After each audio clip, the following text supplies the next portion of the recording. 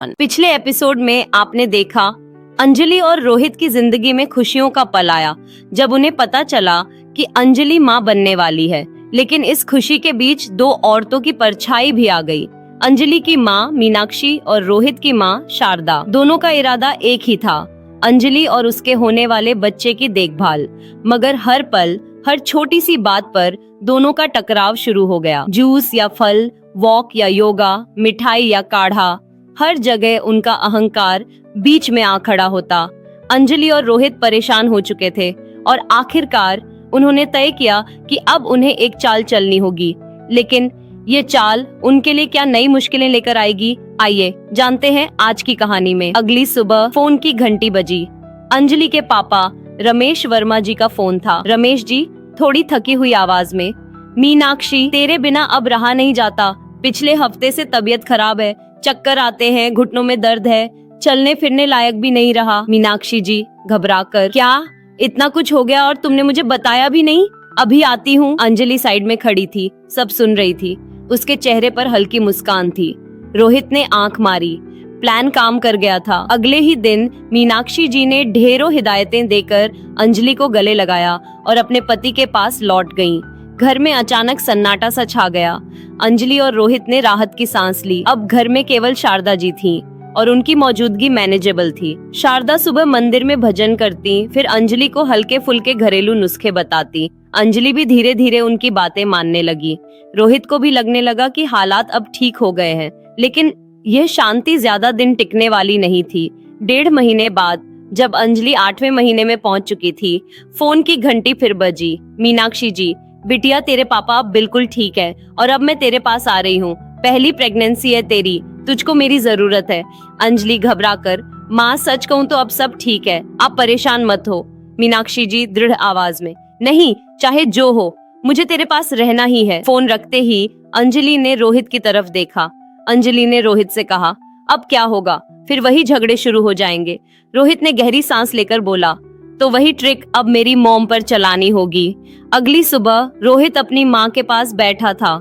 रोहित ने अपनी माँ से कहा, मॉम, आपको याद है ना पिछले साल शिमला वाला बिजनेस समिट? शारदा जी ने आंखें चमकाते हुए कहा, हाँ बेटा, पर लतिका की तबीयत खराब हो गई थी तो प्लान कैंसिल करना पड़ा।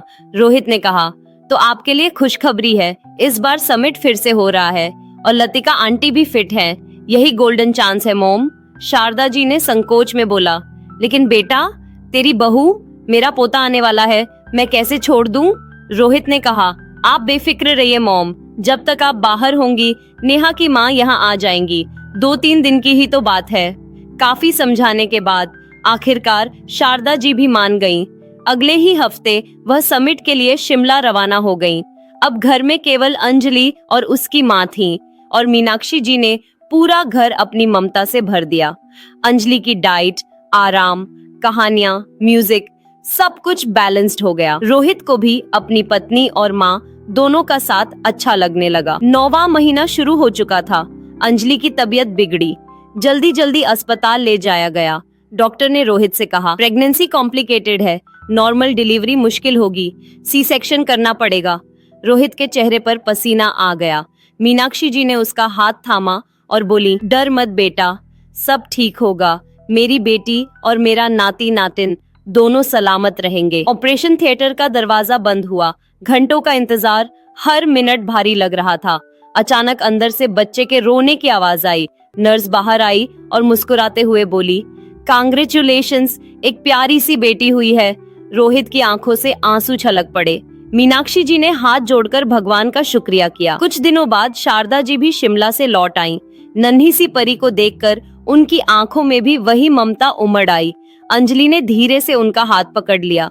मम्मी जी, देखिए, बिल्कुल आपकी मुस्कान जैसी है। रोहित ने भी कहा, मोम, बेटी भगवान का सबसे बड़ा तोहफा है और मैं तो इसे राजकुमारी बनाकर रखूंगा। शारदा जी की आंखें भी भर आईं।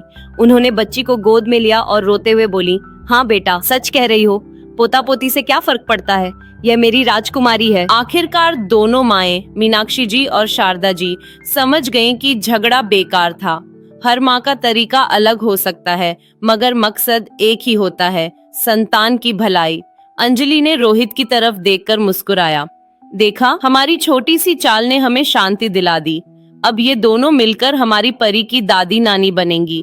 जिंदगी का असली सुख अहंकार छोड़कर मिलजुल कर जीने में है, और कभी कभी एक छोटे से बच्चे का आगमन ही हमें यह सबसे बड़ी सीख दे जाता है।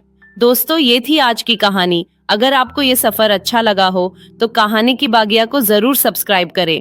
अगली मुलाकात नई कहानी के साथ होगी। तब तक के लिए नमस्कार। कहानियों का सफर कभी खत्म नहीं होता, और यही है कहानी की बागिया की पहचान।